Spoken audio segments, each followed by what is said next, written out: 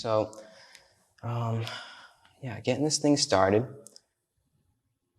how would you describe yoga to somebody that doesn't know what yoga is? Wow, good question. They have no idea. They just think it's some kind of exercise. Right. Honestly, I would bring it back to a really common translation of yoga, which is union. Mm-hmm. Union of the self to a greater source, that collective consciousness. So it's like yoking yourself to the divinity that lives within you, that also lives within you, that also lives within everything. Mm-hmm. That's a good sublimation. So how would you say you get to that consciousness just from doing, what is the path to that state of consciousness, would you say? Like, how do you get there from doing yoga poses? Right. So the path is so different for everyone. True. And then there is a traditional like hatha yoga path, for instance. There's also a path with Kundalini yoga, but say, for instance, with hatha yoga, then the path towards that enlightenment, towards that union, so oneness, that kind of like remembrance of awakening to the oneness would be the asana. So the yoga postures, the pranayama, the meditation, and, like the 8 limbs of yoga, which is, it's more than that. It's also the, pratyahara, the withdrawal of the senses. Yeah, I actually don't know them off the top of my head. Yeah, off the top of my head, I don't know them all, but those are some big ones. So it's not just the asana, and I think that's something that we see so much of course, in the Western world, where people, are, and I think it's so multifaceted, but people are drawn towards the movement. And in this culture, people are drawn towards something that, might get their body in shape as well, or that fitness regimen. And that's part of it. Yeah. But it's so much more than that. It's important to remember that the yoga, the asana, the postures are used to find your comfortable seats. And I do think it's multifaceted too, because yes, the postures are used to be able to sit and meditate, and the meditation is the practice that, we're preparing the body for meditation. Yeah. And at the same time, I think of myself when I started yoga, I couldn't sit still at all when I first started. So I needed to keep going to those just asana classes again and again and again.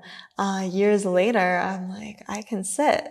So on one hand, there's a shadow and a light to it, and this is my own opinion and perspective. But on one hand, I think that, there's a forgetfulness of, or a lack of awareness of what the practice really is. Yeah. And on the other hand, maybe that's, the consciousness of where this Western society is at. Maybe we really need to prepare the body before we are ready to sit. Maybe people aren't ready to just sit. That's true. So I think it's both happening. That's my opinion on that. Yeah, the body really just becomes secondary. Like the fitness is really just becomes secondary. You start to realize. Right. Yeah. And I like how you said it's a remembrance too. People always say that it's a remembrance, and it seems like that, the union, the perspective of union with everything and everybody. It's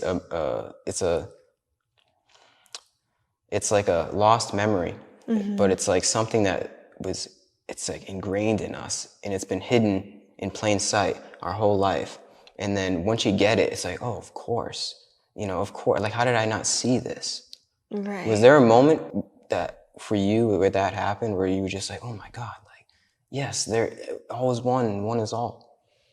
There was a little bit, through my yoga practice, where when I was younger and I started getting deeper into my practice, I went into my practice having this feeling that, there's something more here. Yeah. We are all connected. How can we not be? Yeah. And that just resonated so deeply, but I didn't really understand it. And it was through plant medicine that I felt it. Right. And it was like something that activated, that turned on. And since it turned on, it's never turned off. Yeah, you can't go back. Yeah. Yeah. Yeah. That's very peculiar. And that happens with a lot of other people too. It's like once you get that glimpse, once you open the door, you can close the door, you can try and close it, but you always know what's on the other side. Yeah. Right?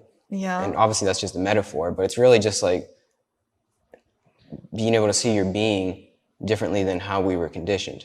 And shout out plant medicine, shout out psilocybin.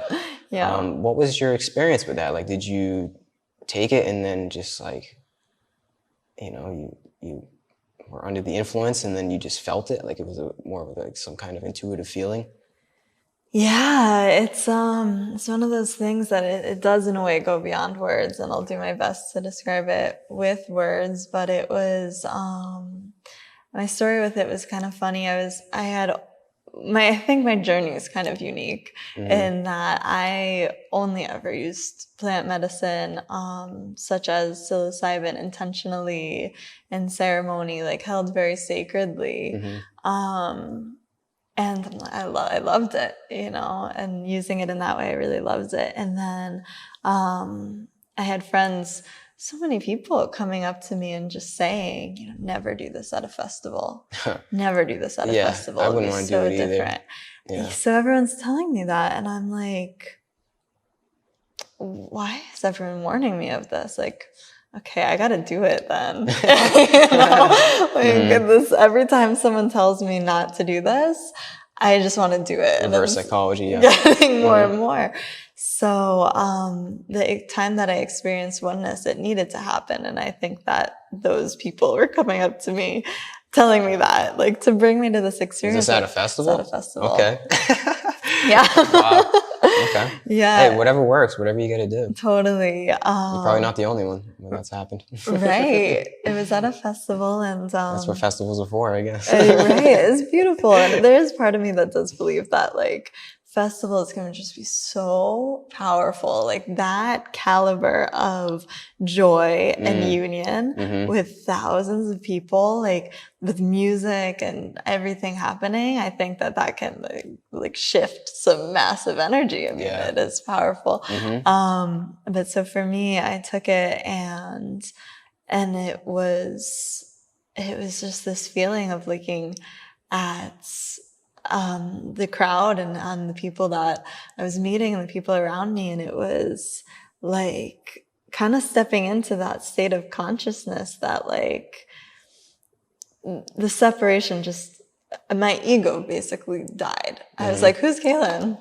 Who's Cailin? Cailin's you. And that doesn't, what is this name? Like this, it's so hard for me to put it into words. I'm like wondering if this makes any sense, but it was basically an ego death and a experience of me seeing myself and each person I interacted with. Well, that's the truth. Yeah. Well, yeah, that's the power of psilocybin. Right. That's interesting. The problem is, like, I don't know if it's a problem, but like the thing is to stay on that wavelength, right? Like, how do you stay at that unity and oneness at all times?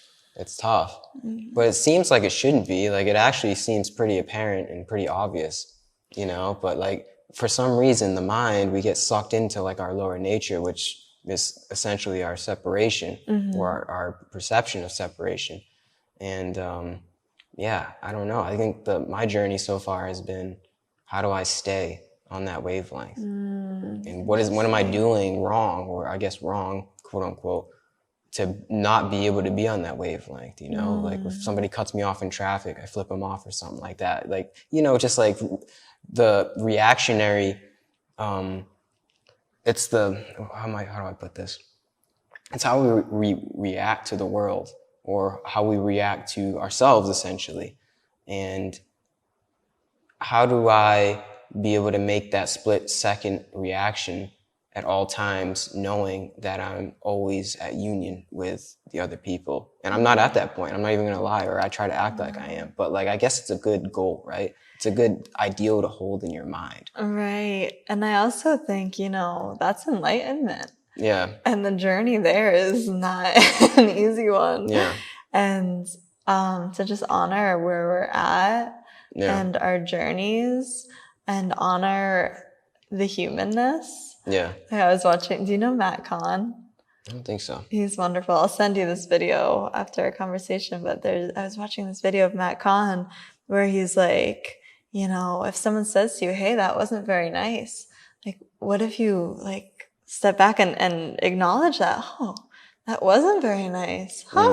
This is my journey. What a journey I'm on. Like, and this is just where I'm at in the journey and allowing it to be what it is, but then ultimately that knowing of oneness, that's enlightenment, and that's like the goal, right? Yeah. But I'm definitely not there all the time whatsoever. And when I say that it turned on for me, that awareness, and never turned off, it's not that I'm always, like in that level of I am the universe expressing, and so are you, and always seeing that. It's not like that at all. It's more just that on a cellular level, I now experientially know what that's like, and that's there, and can remind myself and trust it. Yeah. But I often forget and have to come back into that reminder, and using my yoga practice and plant medicine and just so many different tools as reminders. You know what the best reminder for me is? The breath. To just be able to breathe, and to like be able to, the breath is like an anchor into the moment and a way to see on the other side of our thoughts. For me at least, it allows me to enter the flow, because there is a kind of flow here. So like if I enter the flow into my breath, I can reach that state of perception of seeing that there's no separation. My breath is like a part of me. Like there is that constant union with my breath in and out. And that's at the simplest, the simplest way to come to that is through the breath, I think. And we all breathe. I think we're all breathing. Hope we're all breathing. Yeah, except maybe fish. Except fish, yeah. I don't know if fish can meditate. That's true. Maybe do their gills or something like that. But yeah, if you're a human being, we totally all breathe. So I think we can all get to that perspective, to be honest with you. Totally. It's a powerful tool. Yeah. What is your experience of remembrance? Like when you have that like remembrance, like what does that experientially feel like for you? It's like I said before, it's like, how did I get lost from this feeling? Like why did I stray away from this? And it's usually because of my desires. Like our desires are what take us away from that, because our desire is our ego, which is our separation. It's our I'm important, look at me. So, and then I want this, or I want to be that, or I want to do that. When in actuality, there is no I that wants anything. It's really just the I, the supreme self. So it's kind of like it's like a feeling like, oh, come on. Like, why did you even think that way? Like, why did you do that? Why do you desire that? So yeah, it's kind of like almost like a feeling of, you're so stupid. It's almost like I almost slightly feel guilty about it when I make a rash decision or reaction based upon separation. You know what I mean? But at least I can come to that awareness. But actually feeling that awareness, I guess on psilocybin or through like deep meditation, it's bliss, because you realize that that's our nature. Like you realize that we're always one. We always will be one. Yeah. And there's nothing that we could do about that. I mean, that's the truth. The ultimate truth is that we're all this one vibration, essentially. Yeah. And that in that one vibration is a sense of bliss. I don't know how to describe it, but it's like, what causes us the stress? It seems to be us feeling separated from this oneness, right? I don't know why or how, but there, in our separation is like inertia to being. But when we're synced up to the flow, when we're synced up to the one vibration, it's all just love. It's all just like, it's all just like feeling placement. It's all just feeling like, yeah, I'm okay. I'm here. Yeah. I don't know how else to describe it. It's just bliss. Yeah. Happiness, if you want to call it happiness. Yeah. Joy, contentment. Totally. There's a lot of different words for it, but it's all positive. Because I think Right. people like that have no idea what we're talking about right now. Excuse me. People that have no idea what we're talking about right now, they're like, why would I want to feel like that? You know, why would I want to feel like I'm one with everything? Like, what is the appeal in that? Well, the appeal is that it's happiness. That's truly where happiness comes from. Right. I think, at least. It's some kind of joy or some kind of peace. It comes from knowing who we are. And that's what we are. Right, because it's our true nature. So when we feel it, the universe rewards us with like this overwhelming feeling of truth, because peace and joy are such our birthright. Yeah. It's kind of beautiful. Yeah. It is. It can take time, definitely. But I think, like you said, it's our birthright. Yeah, we're all going to get there. I mean, do you think the world is going to be at that place someday? Like every single human being? Can you imagine what the world would look like? Oh, wow. That's amazing. And, you know, I wonder, I hear a lot of the new earth paradigm that we're like stepping into. And, and I wonder about it. And I wonder if that's honestly where we're headed, and that all of the chaos that's happening right now, you know, if we just come at it from the belief of everything's happening for our greatest evolution, you know, maybe all of the chaos is happening for us to, you know, really move through what we need to move through to release what is no longer serving us, and eventually propel us into, you know, I do think that for a lot of souls, the depth of suffering is kind of like can become a pressure cooker for enlightenment eventually, because it's from that place that we move out of that. So because there's no other option. I think our soul or something, there's a higher perspective that realizes that I gotta get out of this. There's something, like there has to be another way. Yeah, like Eckhart Tolle, for just an example, his story is that he was in such deep, deep pain and suffering, like full on, that he started spiraling in some kind of like existential crisis, and then something happens, and then boom, he's enlightened. He's just like, his soul was just like, no more. You know, and I think that's rare, but that on some level, that suffering does propel us to move forward on our journey to enlightenment, and however many lifetimes it takes, you know. Yeah, supposedly it's a lot. Supposedly it's a heck of a lot, yeah. Yeah. This one seems very peculiar, though, doesn't it? With the technology that we have and the fact that we can share these ideas of these mystics and people like Eckhart Tolle, and you can get it in your pocket at an instant, pretty much anywhere you go. Right. So this seems like a very pivotal lifetime. Like I say this a lot. If I was born a peasant in, you know, in Mongolia in the 14th century, just a farmer, I wouldn't be able to have these kind of experiences, and I wouldn't be able to dip into the knowledge pool that we have online. Right.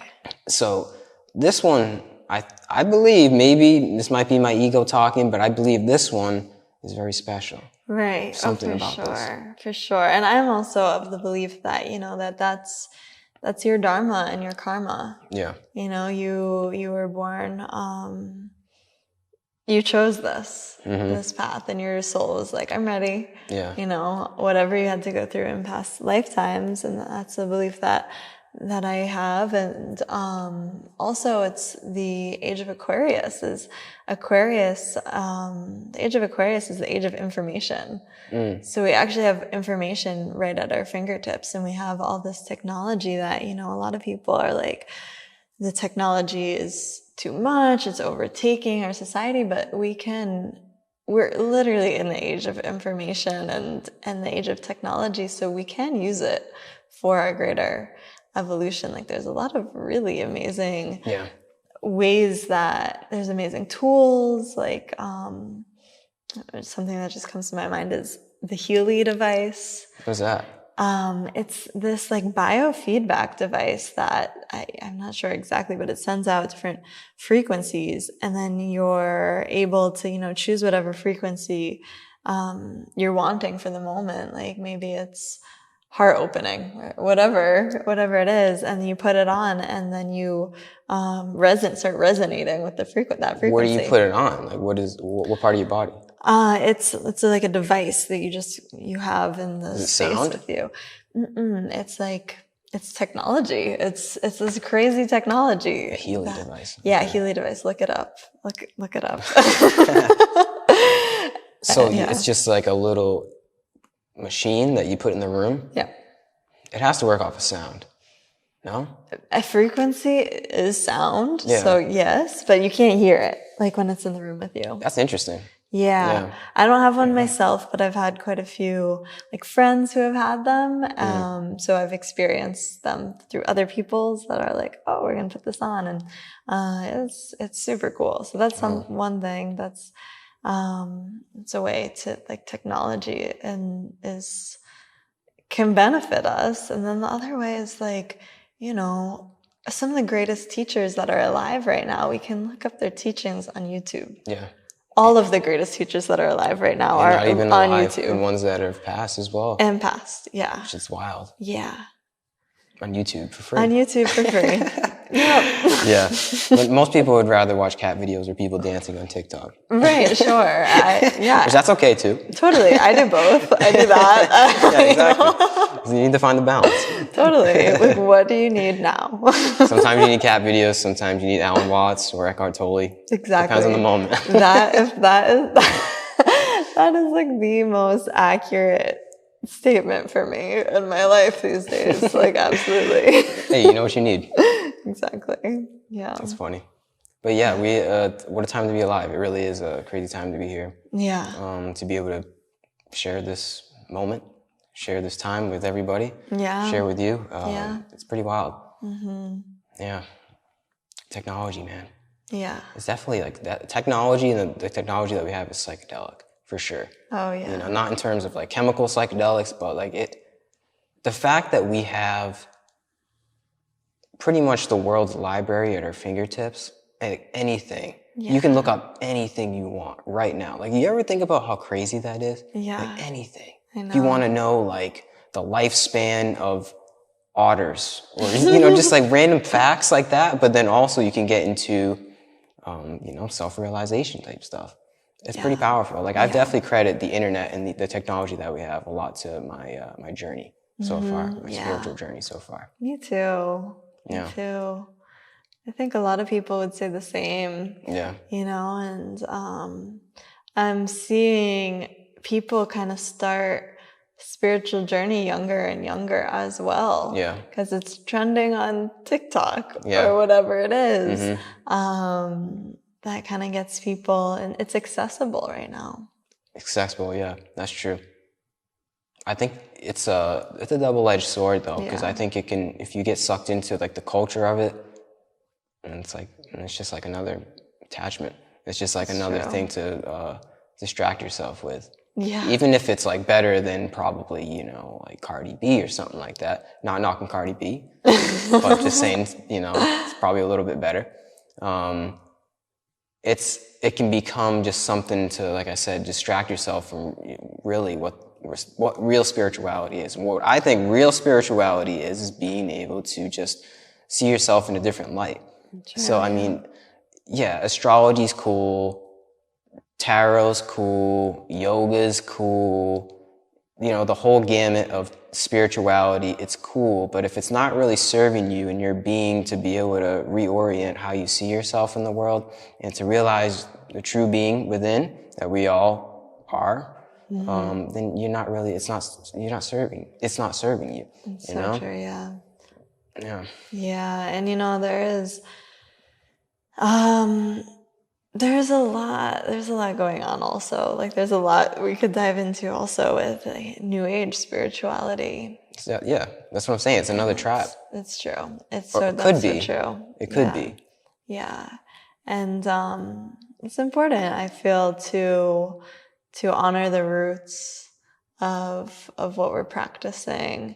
And so with my practice being yoga, I feel that very strongly. Mm-hmm. You know, to honor the roots of that very, very sacred practice. For sure. And going back to, you know, how we started this conversation of yoga is not a fitness trend. Mm-hmm. It is a deep and ancient spiritual practice that is to be held super sacredly. Yeah. And also, I was born in this age where it was super accessible to me from a young age. And I'm so grateful for that. I wouldn't be here if I didn't have that privilege. I wouldn't have had the experiences I've had. But I feel that as soon as I decided I'm going to take a teacher training, you know, I could go into that too. What does that even mean? 200 is a completely arbitrary amount of hours. Right. Yeah, I decided that. That's the whole thing. Yoga Alliance, like that's the whole thing.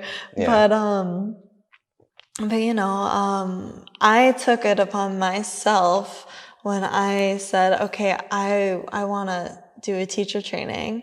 That I'm committed to honoring the roots of this practice and the sacredness of this practice as long as I live.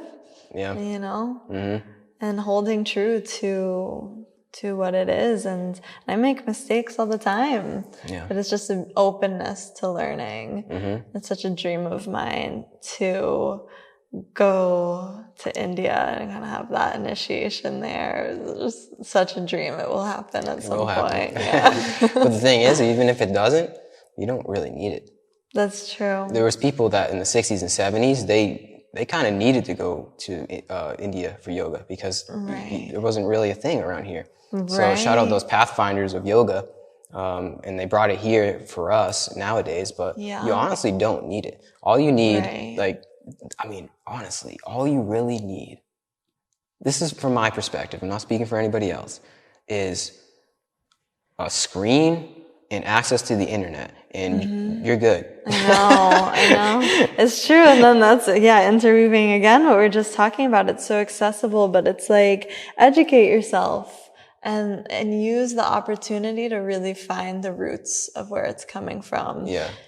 Buy a book, you know, buy the Bhagavad, I can never say it. Bhagavad Gita. Buy the Yoga Sutras and learn how to say the Bhagavad Gita.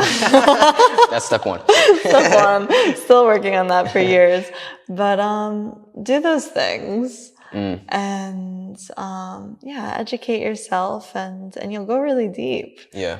You know? I think that's part of the journey is like realizing the history. Yeah. And how there's been people have been doing this stuff that we're doing at yoga studios for thousands of years, and they somehow figured these poses out. Yeah. Somehow without the internet. They didn't have Google and Wikipedia. Right. That's what always perplexes me. Like I've always been a fan of history, but then when you realize the history of yoga, it's like, have people been doing this since, like, I think people have been doing yoga since we've been human. I think it's just something we're supposed to do. And maybe I'm a little biased because I love yoga, but I really think that if you're a human being and you're not meditating or doing yoga, you're missing an aspect of your being. Like there's something missing. There's a reason why mental illness is huge right now in the world. It's because I think we're neglecting literally a part or something we're supposed to do, and that's yoga. You know, it doesn't have to be like hour-long hot yoga practice, but to just simply check in with yourself, to just simply like quiet the mind, disconnect from technology and the outside world, and connect with yourself. I think that's just a part of being human. Yeah. Because we're supposed to, as a human being, I believe, just ask the question, like, well, what is this? What am I?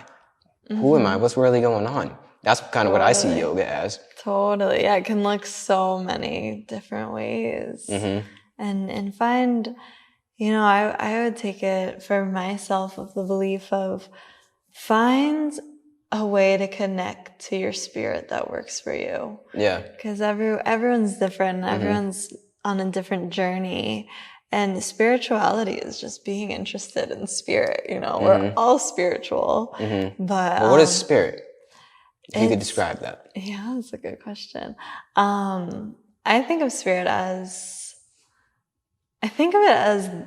this soul, like this, like we're all like another layer of our being. Yeah, like we're all one, yes, and then we're all one, and we're all unique. Yes, like that's the interesting thing. Like we're Brahman, and then Atman, right, which is our individuality. Right. Yeah. So good. So it's like that unique flavor that is you, like that unique frequency that is your own soul. That's one way that I think of it. But I also think of it as like, so there's your body and there's your consciousness also. So I also think of spirit as just like that consciousness. Yeah. Yeah. Right? It's a simple consciousness. It's just a consciousness. Because our body is on this, again, I'm taking this from a Matt Kahn video, where he says, you know, you're not on the spiritual journey. Your body is on the spiritual journey. I like that. Right? But I think being interested in that spiritual journey falling off my pillow is what we're kind of referring to when we say, like, I get kind of, you know, like this little like egotistical, like, what does that even mean? Or like analytical when people are like, oh, well, like she's spiritual or he's spiritual. I'm like, what do you mean by that? Because we're all spiritual. But what it means is that, oh, this person is really interested in their spirit. They're paying a lot of attention to it. Yeah. They're really interested in asking questions of it or going deep with it. They're really curious about their spirit. Curiosity. Yeah, you got to be curious. Yeah. Where does that come from, you think? I think it comes from, like we talked about before, thinking there has to be a different way. Like there has to be like a different way to live and a different way to get out of your suffering, I guess you can say, right? I think suffering does propel us into that curiosity, right? Yeah. I mean, I think it does. Yeah. I know a lot of other people where like they've had some traumatic event or just a lot of just shit happens in their life and they're just like, I can't, like there has to be another way. Yeah. And that's that one question, there has to be another way. Or there has to be something else, right? Just there has to be something else. Yeah. That's, I guess that's like almost like the first stage to awakening. Yeah, suffering. Yeah, it totally is. I think of that even for myself. Like, at a super young age, I was 4. I was diagnosed with autoimmune disease. Really? And I was in the hospital for it, and they were taking blood and testing. And I'm 4, and I you know, kids need to feel safe and they need to feel like they're in control. And I didn't have that, you know, in those moments. And so it was really scary, and I didn't feel safe in my body because of, you know, the Western medicine in the hospital being like, that's scary. Something wrong with you, right? And so as a 4-year-old, I'm like, what's going on? And yoga helped me feel safe in my body. And I don't know if I hadn't had that experience of fear around my body and medical anxiety, why would I need yoga, right? I mean, like I would for other reasons, I'm sure, but that was my path to it. was then, later in life, as a teenager, I was always drawn to it. And once I kind of followed that intuition towards it and got in my body, I'm like, oh, I feel safe in my body. Yeah. Like, the anxiety is gone. Like, I'm kind of taking my power back through my practice and through my body. And so it's been this whole journey, but it started from suffering as a kid. At a young age. Yeah. That's interesting. I've gone through the same thing. I had a pretty tumultuous childhood. Yeah. And when I was like a baby, I had this like major operation. Oh, wow. And I almost died pretty much. I don't want to like get too much into it, but it was pretty intense. But the thing is, right, is like I don't remember that. I don't have any conscious memory of it, but there's probably something deep inside my subconscious that has that memory that probably drove me into this lifestyle as well.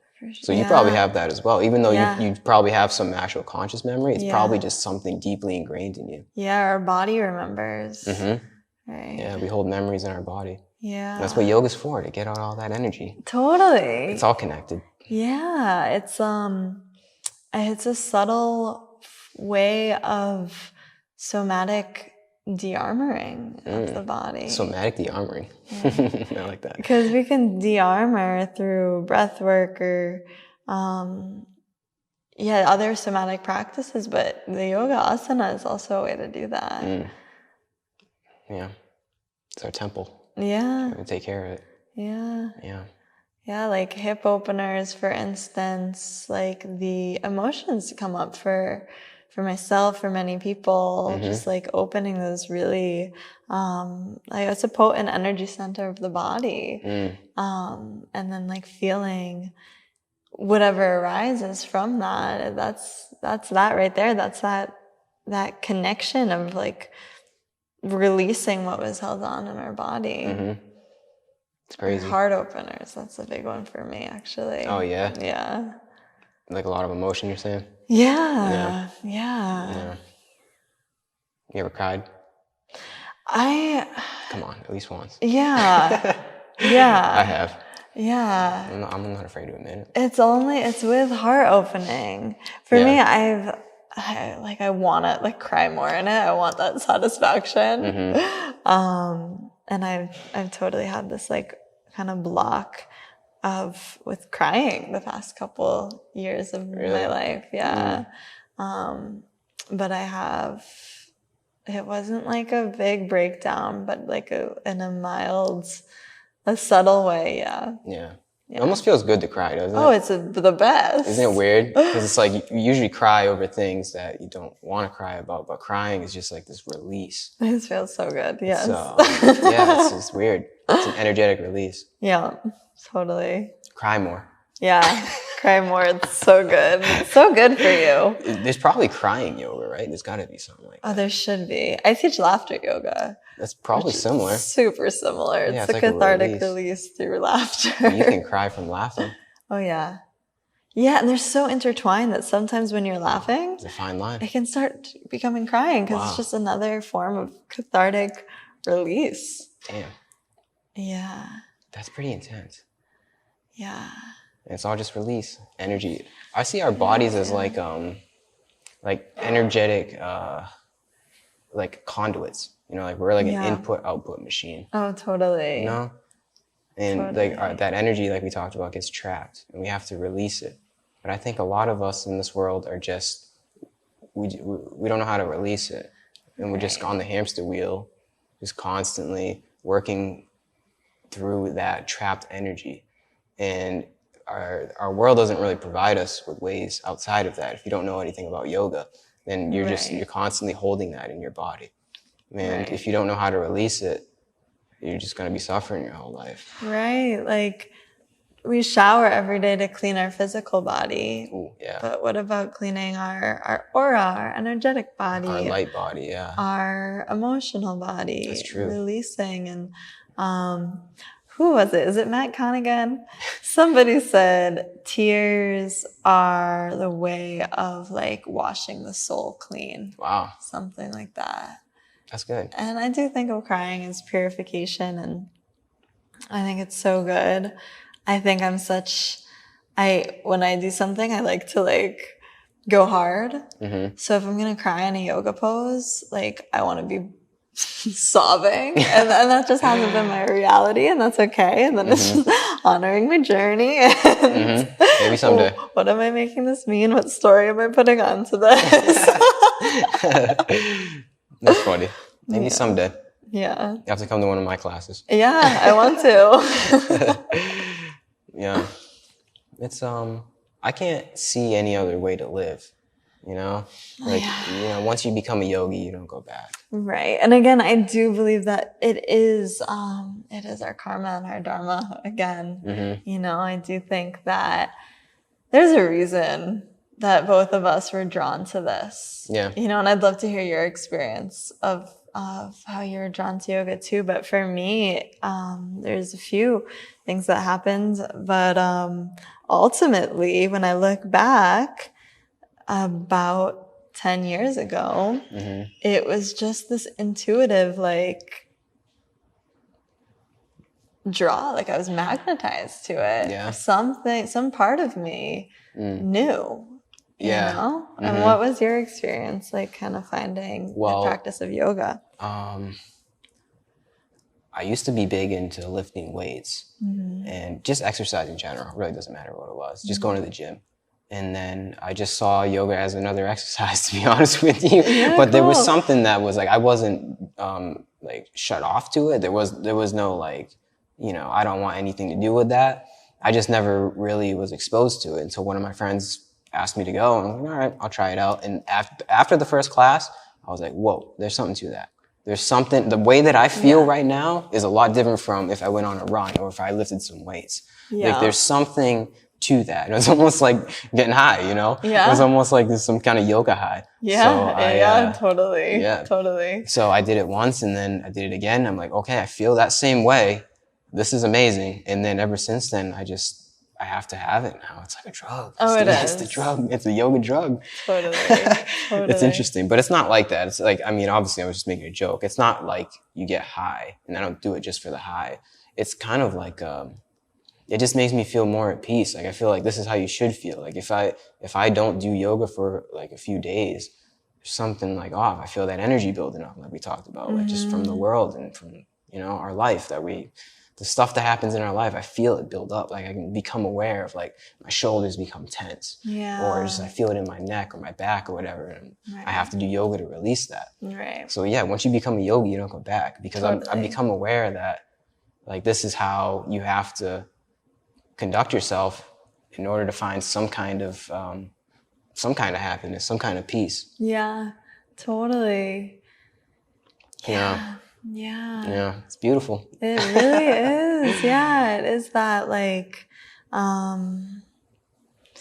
just something so amazing about the practice. And it goes back to what we were talking about before of like, it's so accessible. You don't need anything. Yeah.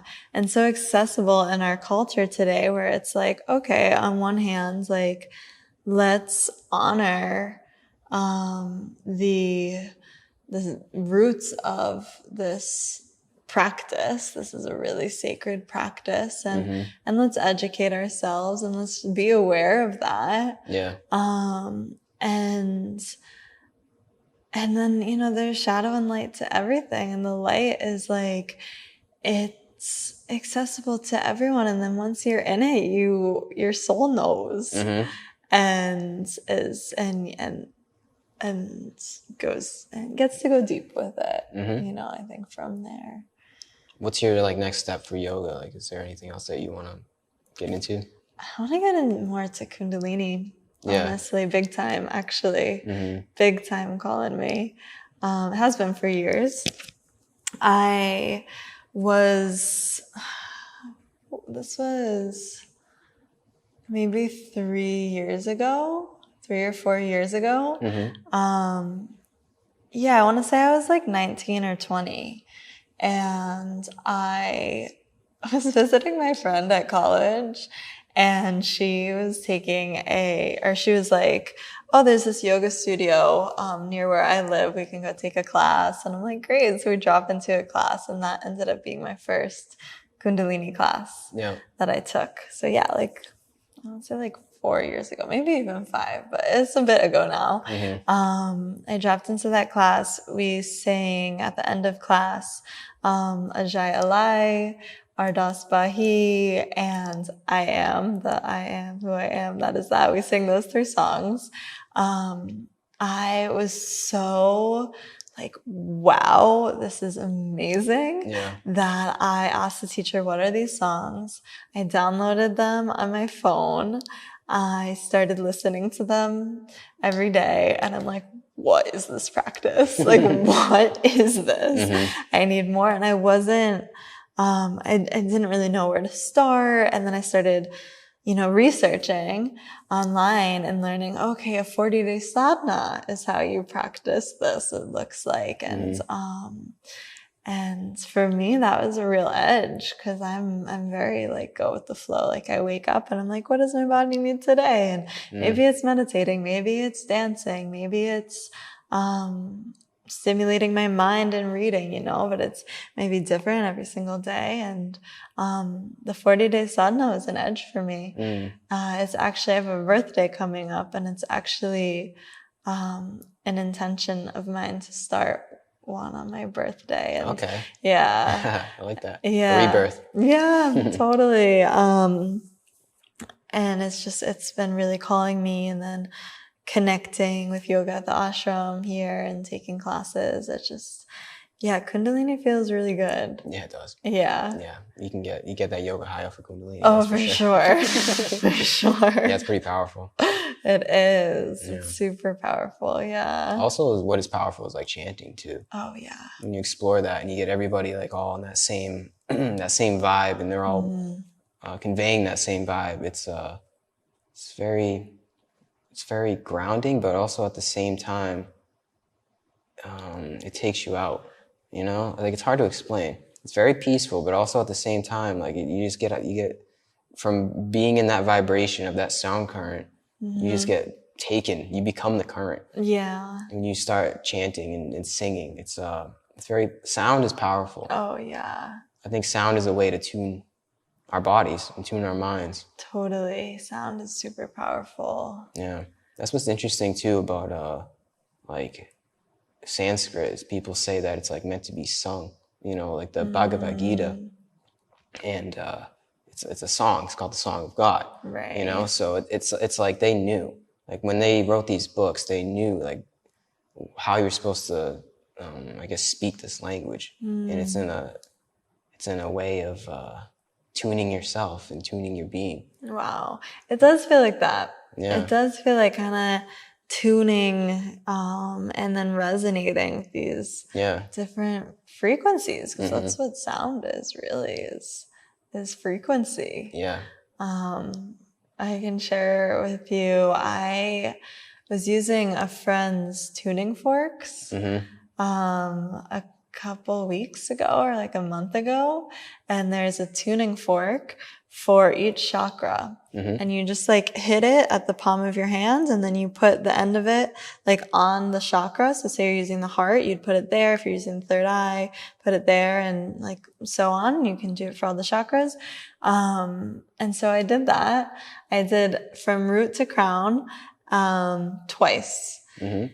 By the end of that, I was like, if someone had told me they slipped me mushrooms, I would have believed them. Like, I was really just on a different level of operating than I had been before I started with the sound frequencies. And it was just so powerful. I was just giggling. I was kind of like feeling that oneness, and it was just bliss. It was so beautiful and so joyful, and so I went online and I bought some, and they should be in the mail soon. But that's awesome. Yeah, I believe it though, for sure. I mean, if we're all one, and it's all one vibration, then obviously, we can like attune to that vibration.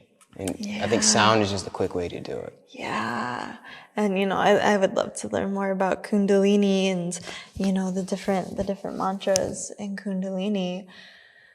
But it fascinates me when I hear, bits of Kundalini teachers talking about it, of like, oh, the sound frequency activates this, or just really simple, and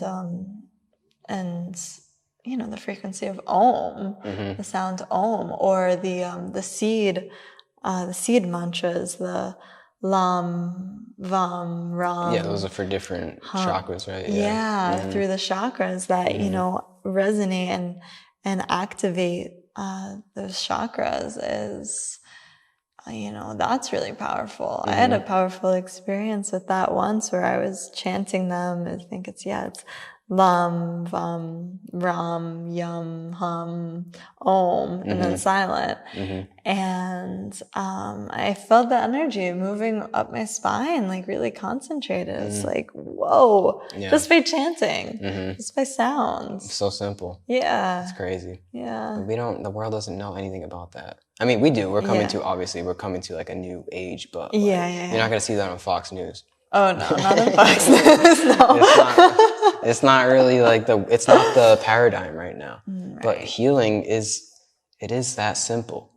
I mean, it's not easy, but it's simple, Right, and we're self-healing beings. I did that myself with my own voice. I think that's the only way to do it, honestly. Like we can have other people show us the way, but you ultimately have to heal yourself. Oh, absolutely, yeah. Yeah. Yeah, there's no one can do it for you. Because we all have our own karma. Right, and people can, be a teacher or a guide, but nobody can heal you. You have to choose to do that yourself. Yeah, you have to choose. Yeah. You have to make that choice. Yeah. I'm always so interested in that, like people's, like, the moment the switch happens, Because there's like one moment. I can think of when in my life, I mean, there was probably a few moments where I was just like, something happened, like a light bulb went off in my head. I'm like, I have to do this. Like I have to, do yoga, or I have to do something. Like there has to be another way. And that switch is so interesting. Like how do we get the whole world on that switch? I don't think it's up to us. Right. Like I said before, but there has to be like some other guidance. Like there has to be like another way to get people on that, to show them that there is another way to see through your suffering, because that's essentially what it is. Right. And there's so many spiritual paths. There's so many paths of getting curious about your spirit. And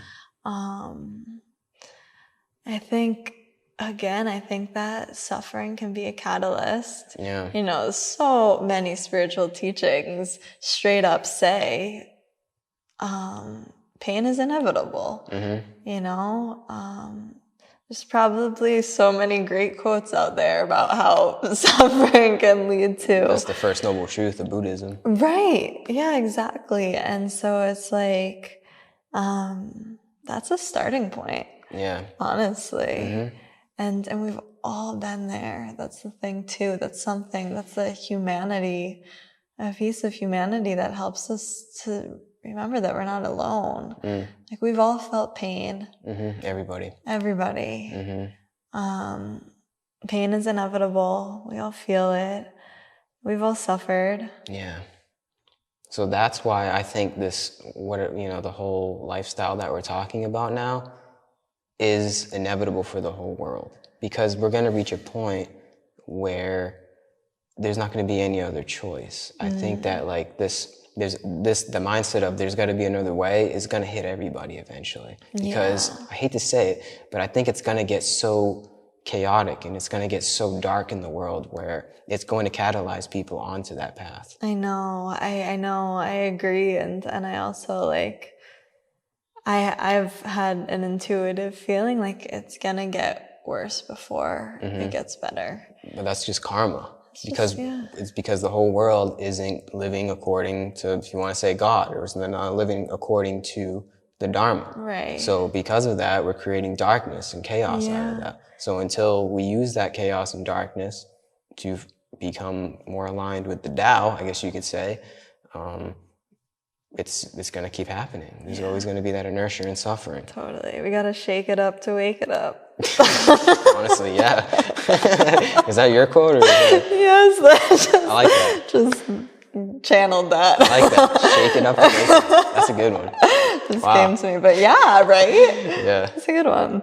Trademark that. Shake it up to wake it up. Seriously. Wow.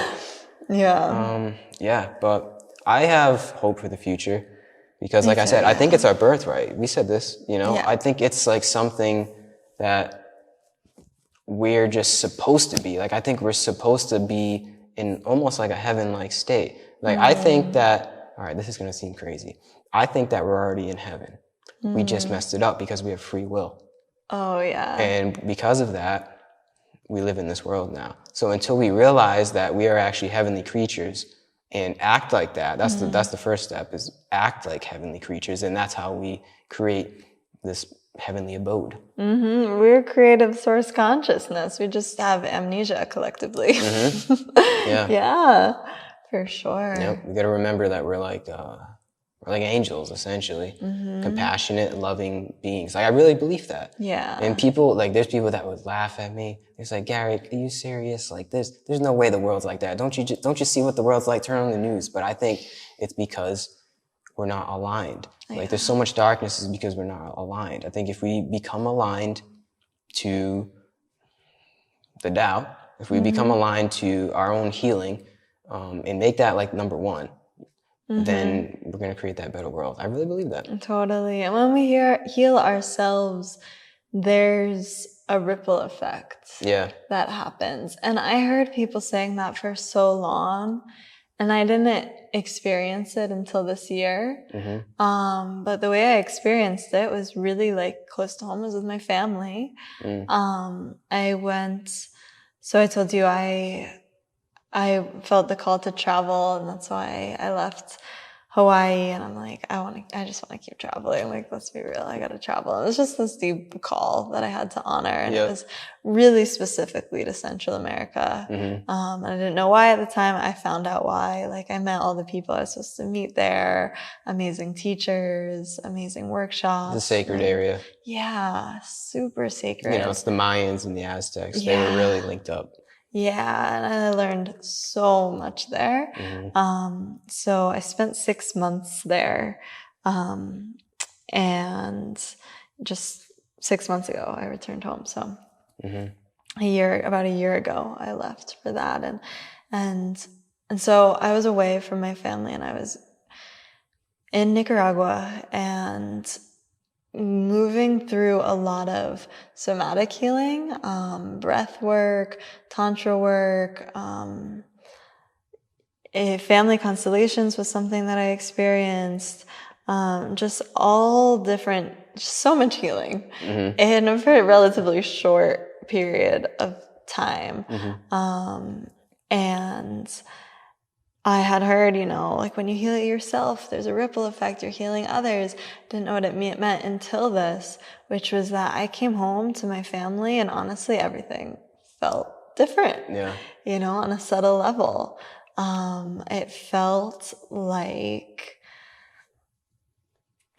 like there were some familial trauma and things that were released. Wow, through you? Yeah, it felt like that. Yeah, and like, if I choose to have kids one day, there are things that I won't be passing on to them. That's powerful. Because of this work. Wow. And so if we all are doing that, and then we're birthing new generation,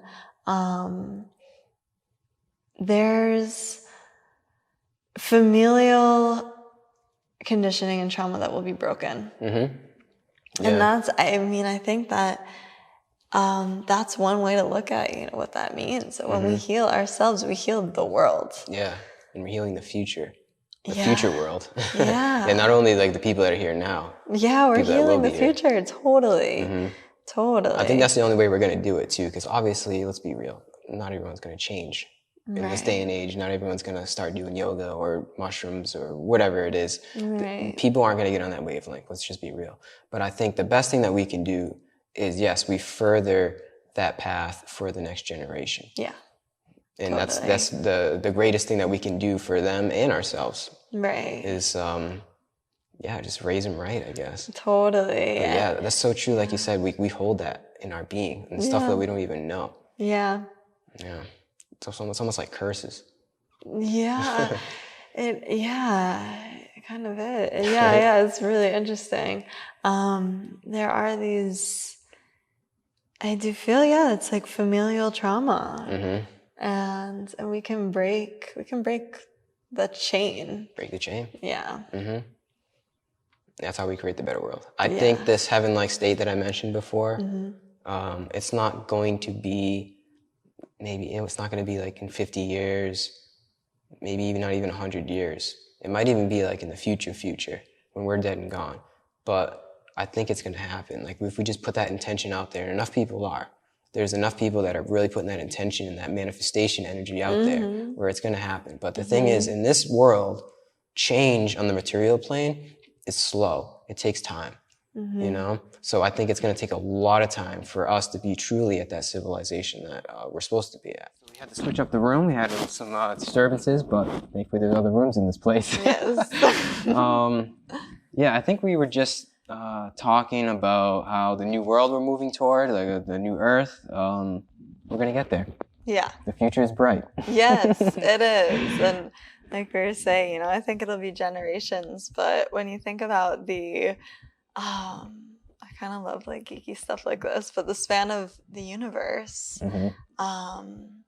in the whole span of the universe, the existence of humans, or the whole span of the where's that coming from? Is somebody playing that out there? Whatever, let's just keep going. They don't want us to wrap this thing up. I know. If you think of the span of planet Earth, that's what I'm trying to say. Not the universe, but planet Earth. A timeline of planet Earth.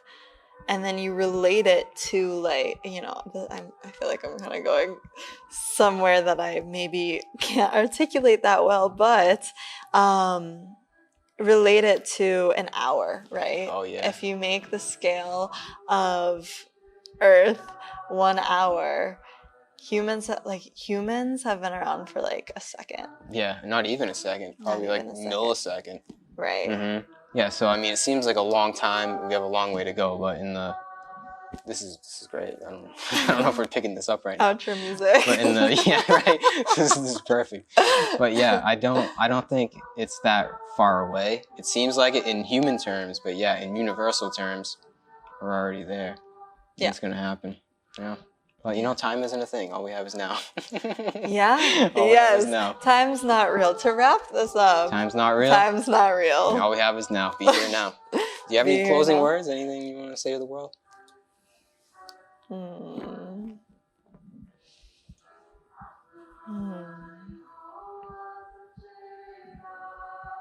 Time's not real. Love yourself and love yourself and love the ones you're with. Amen. Amen. So it is. Love is the way. Love is the way, truly. Thank you. Thank you. Oh, one other thing I'd love to say, because this feels very, very real for me. Just the importance of gratitude in every day. Yeah. It's something so simple, and that, you'll see it everywhere.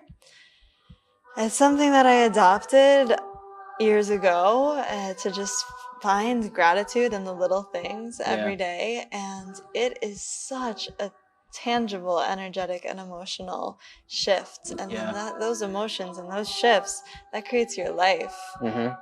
Puts us right into this frequency of abundance, really, an ability to receive. And I'm grateful for gratitude. And I know it sounds simple, but grateful for gratitude. Yeah. I like that. Stepping into that feeling of gratitude. Grateful for gratitude. I like that. Yeah. Well, I thank you. Thank you. Coming on. Thank anybody if you listen this long. If you watch this long. Thank you for listening. And namaste. Namaste. Okay. There you go.